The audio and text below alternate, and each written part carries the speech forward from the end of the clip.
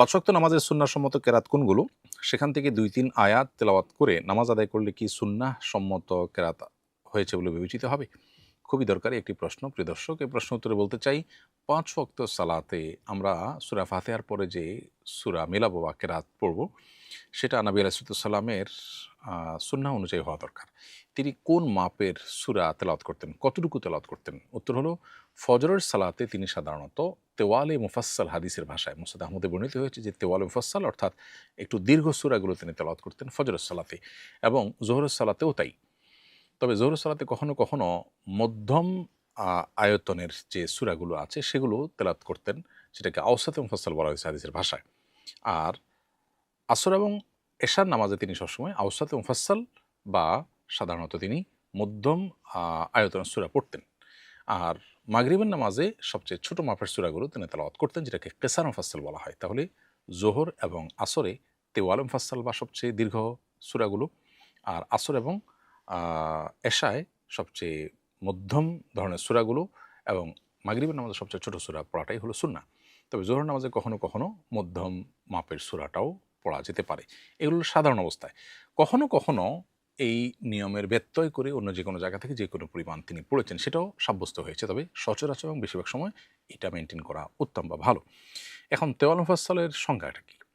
তেওয়ালে মুফাসসালের সংজ্ঞা হলো যে, আমরা একটি হাদিসে মুসনাদ আহমদের বর্ণিত হয়েছে এ সম্পর্কে মুসান্নাফ ইবনে আবি শাইবা, সহিহ ইবনে খুজাইমা, সুনানে তিরমিজি এবং মুসনাদ আহমদ বিভিন্ন হাদিসি কিতাবে হাদিস বর্ণিত হয়েছে। সবগুলোকে সামনে রাখলে আমরা দেখি মূলত তেওয়ালে মুফাসসাল বলা হয় ৩০ নম্বর পারার সবচেয়ে বড় সূরাগুলোকে। অনেক ইমামগণ বলেছেন যে ফজর নামাজে তেওয়ালে মুফাসসাল পড়তে হবে, যোহর নামাজেও কখনো কখনো তেওয়ালে মুফাসসাল। সেক্ষেত্রে তেওয়ালে মুফাসসালের পরিমাণ হলো, ডেফিনিশন হলো, যেই নামাজে ২ রাকাতে ৪০টি আয়াত তেলাওয়াত হবে।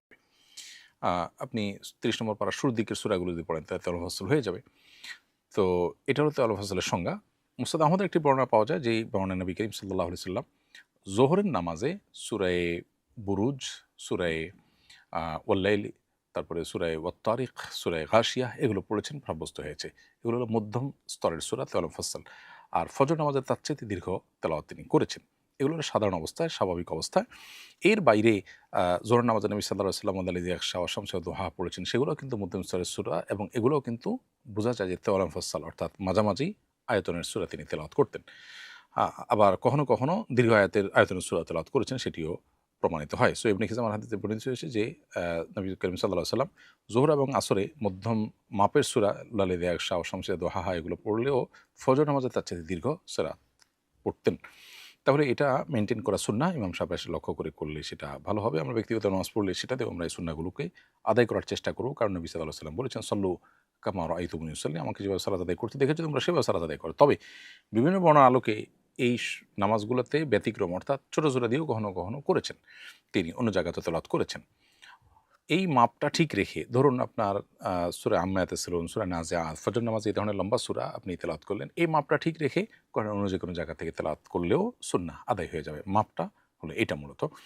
আর যোহরের ক্ষেত্রে সূরায়ে ওয়াল-লাইল, সূরায়ে গাশিয়া, আল-লাইল, গাশিয়া, আলা, বুরুজ এই মাপের কেরাত অন্য যেকোনো জায়গাতে আপনি তেলাওয়াত করলে হয়ে যাবে। আর মাগরিবের নামাজে ছোট ছোট যে সূরাগুলো আছে সেগুলোর কোনোটা তেলাওয়াত করলে, শেষের দিকের যে সূরাগুলো আছে সেটা বা সেগুলোর পরিমাণ অন্য কোনো জায়গা থেকে তেলাওয়াত করলেও সুন্নত আদায় হয়ে যাবে।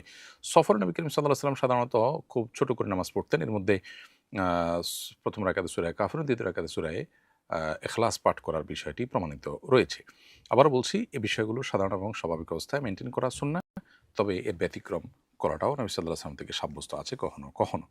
এ হলো সুন্নাহ কেরাতের বিবরণ। তবে এর বাইরে যদি কেউ ওই তেওয়ালে মুফাসসাল বা সূরা মুফাসসাল থেকে ২ আয়াত ৩ আয়াত পড়ে, তাহলে নামাজ আদায় হয়ে যাবে, কিন্তু কেরাতের সুন্নাহ যেটা সেটা আদায় হলো না। মাঝে মাঝে ঝাল খাবারের পর বিশেষ ধরনের ঝাল ঢেকুর আসে, যার দ্বারায় পুরো মুখ ও গলা ঝাঁঝালো হয়ে যায়। এতে কি ওযু নষ্ট হবে? উত্তর হলো না, এতে ওযু নষ্ট হবে না। এমনকি ঢেকুরের সাথে হালকা খাবারও যদি বের হয়ে আসে তারপরেও ওযু নষ্ট হবে না। মুখ ভরে বমি হলে তখন শুধুমাত্র ওযু ভঙ্গ হবে। ওয়াশরুমের দরজার ভেতরের সাইডে ওয়াশরুম থেকে বের হওয়ার দোয়া লেখা যাবে কিনা? ভেতরের সাইডে দোয়া লেখা মানে হলো ওয়াশরুমের ভেতরে, টয়লেটের ভেতরে লেখা, আল্লাহর নাম সেখানে লেখাটা অসম্মানজনক। ফলে সেটি করা যাবে না, মাকরুহ হবে। বরং টয়লেটের বাইরে, দরজার বাইরের অংশে লেখা যেতে পারে, সবচেয়ে ভালো হয়। এমন কোনো জায়গা দেওয়া যে কোনোভাবে টয়লেটের ভেতরে আল্লাহর নামটা না থাকে বা না যায়। এটা আল্লাহর নামের প্রতি যে সম্মান প্রদর্শন করার দায় বা দাবি রয়েছে তার পরিপন্থী কাজ। আমার সৎ মায়ের মা মানে আমার সৎ নানি কি আমার মাহরাম নাকি গায়রে মাহরাম? তার সঙ্গে কি আমার পর্দা করতে হবে? আ সৎ মা মাহরাম ঠিক আছে, কিন্তু সৎ মায়ের মা তিনি আর মাহরাম নন। অতএব তার সাথে পর্দা করতে হবে, তিনি খুব বেশি সিনিয়র একেবারে ৭০, ৮০, ৯০ বছর বয়স হয়ে গেছে এরকম যদি না হন, তাহলে তার সাথে আপনার পর্দা মেইনটেইন করতে হবে। শরীর নাপাক অবস্থায় পশু জবাই করলে তা কি খাওয়া যায়? হ্যাঁ, বিসমিল্লাহ বলে জবাই করলে পশু খেতে পারবেন। সেখানে জবাইকারী ব্যক্তি পবিত্র ছিলেন নাকি অপবিত্র তাতে কোনো প্রভাব পড়বে না। বিতরের নামাজের তৃতীয় রাকাতে ভুলবশত সূরা ফাতিহার পর অন্য সূরা না মিলিয়ে দোয়া কুনুত পড়ে নামাজ শেষ করে ফেললে কি নামাজ আদায় হয়ে যাবে? বিতরের নামাজের তৃতীয় রাকাতে সূরা মিলানো ওয়াজিব, অতএব ভুলবশত যদি আপনি এটা ছেড়ে দেন তাহলে সিজদা সাহু করতে হবে।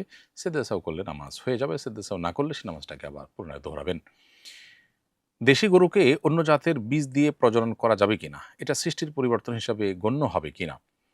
দেশি গরুকে অন্য জাতের বীজ দিয়ে প্রজনন করা যাবে, এটা সৃষ্টির পরিবর্তন যেটি নিষিদ্ধ, লা তাগয়িরা লিখালকিল্লাহ, আল্লাহ সৃষ্টিতে পরিবর্তন চলবে না, সেই নির্দেশনার অন্তর্ভুক্ত এটা হবে না, অর্থাৎ এটা হারাম বা নিষিদ্ধ হবে না, বরং আল্লাহ প্রদত্ত সৃষ্টিগত বৈচিত্র্যকে আপনার স্বাভাবিকভাবে এখানে প্রকাশ করা হচ্ছে। এটা অস্বাভাবিক কোনো পরিবর্তন করা হচ্ছে না, বিধায় এটা সরাসরি হারাম বা নাজায়েজ হবে না। কিন্তু তারপরেও বিশেষ করে যে সমস্ত পশুর গোশত মানুষ খায় সেগুলোতে খুব বেশি আপনার ইঞ্জিনিয়ারিং যদি করা হয়, বিশেষ করে আপনার জেনেটিক্যাল ইঞ্জিনিয়ারিং যেটাকে বলা হয়, জিএমও যেটাকে বলা হয়, সেটা মানে শরিয়ার দৃষ্টিকোণ থেকে এটা কোনো ভালো জিনিস নয়, আর স্বাস্থ্যের বিবেচনাও নয়। কারণ মানুষকে আ যত বেশি প্রাকৃতিক হতে পারে মানুষকে সে চেষ্টা করতে হবে। দিনটা হলো দীনুল ফিতরা। আল্লাহ যেভাবে সৃষ্টি করেছেন সেটার ভিতরে কল্যাণ যতটা তার কাছাকাছি থাকা যায়, যত বেশি আর্টিফিশিয়াল করা হবে, পরিবর্তন করা হবে, আননেসেসারি বিশেষ করে, সেটা আননেসেসারি পরিবর্তন যদি বেশি হয় তাহলে সেক্ষেত্রে সেটা মানুষের জন্য কল্যাণ বয়ে আনে না। তার সুফল যতটুকু মানুষ পায়, কুফল তার চেয়ে বেশি ভোগ করতে হয় মানুষকে। কিন্তু যেই পরিবর্তন, ধরুন আপনি তরকারি রান্না করলেন, তো তরকারি রান্না করলেন এটা তো একরকম পরিবর্তন, এটা কি নিষিদ্ধ হবে না? এটা তো নিষিদ্ধ নয়, কারণ এখানে সৃষ্টি পরিবর্তন বলতে যা বোঝানো হয়েছে তার অন্তর্ভুক্ত এটি নয়। অতএব পশুর প্রজননে যদি বেশ কম আপনার ভিন্ন জাতের পশুর বীজ দিয়ে হয় এবং প্রজনন করানো হয়, তাহলে সেক্ষেত্রে নাজায়েজ হবে না। শরীয়তে ঘোড়া গাধায় সংমিশ্রণে খচ্চরের প্রজনন এর ব্যাপারে ওলামায়ে কেরামের সবার ফতোয়া আছে জায়েজ।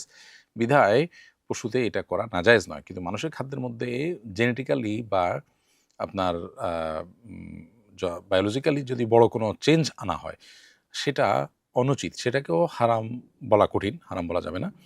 বরং মানুষের জন্য ক্ষতিকর এটা যদি কোনোভাবে প্রমাণিত হয় তাহলে সেটা করা অনুচিত। মৌলিকভাবে এই প্রজননের মধ্যে এই প্রক্রিয়া এটা নাজায়েজ কোনো কাজ নয়। অতএব আ গরুর ক্ষেত্রে যদি আমরা বলি, ছাগলের ক্ষেত্রে যদি বলি, এক জাতের গরুর বীজ অন্য জাতের গরুকে প্রজনন করানোর জন্য যদি দেওয়া হয় তাহলে সেক্ষেত্রে সেটা জায়েজ হবে। এটা নাজায়েজ হবে না। তবে খুব বেশি জেনেটিক্যালি মডিফিকেশন এবং ইঞ্জিনিয়ারিং এটা মানুষের জন্য উপকার কিনা সেটা গবেষণার উপরে ভিত্তি করে মানুষের জন্য ক্ষতিকর হলে সেটি থেকে বিরত থাকা আমাদের উচিত। বাট এটা হারাম হবে না সাধারণ অবস্থাতে। আমি এশার নামাজের ইমামতি করেছিলাম। ১ম বৈঠকে তাশাহুদের বদলে ভুলে সূরা ফাতিহা পড়ে ফেলি। পরে তাশাহুদ পড়ে যথানিয়মে নামাজ শেষ করি, কিন্তু সিজদায়ে সাহু দেইনি। নামাজ কি হয়েছে? উত্তর হলো সিজদায়ে সাহু দেওয়া ওয়াজিব ছিল। বিশুদ্ধ মত অনুসারে ওয়াক্ত পার হলেও এই নামাজ আপনাকে দোহরাতে হবে, পরে আবার পড়ে দিতে হবে। যদি ওয়াক্ত যেয়ে থাকে তারপরেও। কোনো পুরুষ যদি দ্বিতীয় বিয়ে করতে চায়, সেক্ষেত্রে প্রথম স্ত্রীর কাছে দ্বিতীয় বিয়ে গোপন করতে পারবে কিনা? শরীয়ত কি বলে? ২ জন পুরুষ অথবা ১ জন পুরুষ এবং ২ জন নারী, এই সাক্ষীদের সাক্ষ্যের ভিত্তিতে তাদের উপস্থিতিতে যদি প্রস্তাব এবং সম্মতি উভয় পক্ষে থাকে, তাহলে সেক্ষেত্রে বিয়ে বিশুদ্ধ হয়ে যাবে। এই বিয়ে বিশুদ্ধ হওয়ার পরও বন্ধু-বান্ধব, সমাজ, আশপাশের লোকজন, পরিচিত আত্মীয়স্বজন তাদেরকে বিয়ের ঘোষণা দেওয়া, তাদেরকে জানানো এটা মুস্তাহাব। বিয়েটা লুকাবার জিনিস না, বরং জানাবার জিনিস। প্রথম স্ত্রীকে বিয়ের কথা জানানো যদিও শরীয়তের দৃষ্টিকোণ থেকে জরুরি না, তারপরও প্রথম স্ত্রীকে জানিয়ে দেওয়া ইনসাফ এবং সমতা রক্ষার ক্ষেত্রে সহায়ক। ভালো হয় জানিয়ে দিলে, তার কারণ আপনার এখানে সমতা রক্ষার একটা ব্যাপার আছে। তার জানা না থাকলে সেটা তিনি কীভাবে ব্যালেন্স করবেন? সেই জায়গা থেকে তাকে বলা দরকার। প্রচলিত আইনে বলার বাধ্যবাধকতা থাকলেও শরিয়া দৃষ্টিকোণ থেকে প্রথম স্ত্রীকে বলতে আপনি আইনগতভাবে বাধ্য হন। কিন্তু এটা আপনার জন্য সব দিক থেকে উত্তম এবং আপনার ঈমান এবং দ্বীনের জন্য সেফ। বিশেষ করে সমতা রক্ষার যে ফরজ বিধান আপনার উপর আছে, সেটা আদায় করার জন্য এটা আবশ্যক।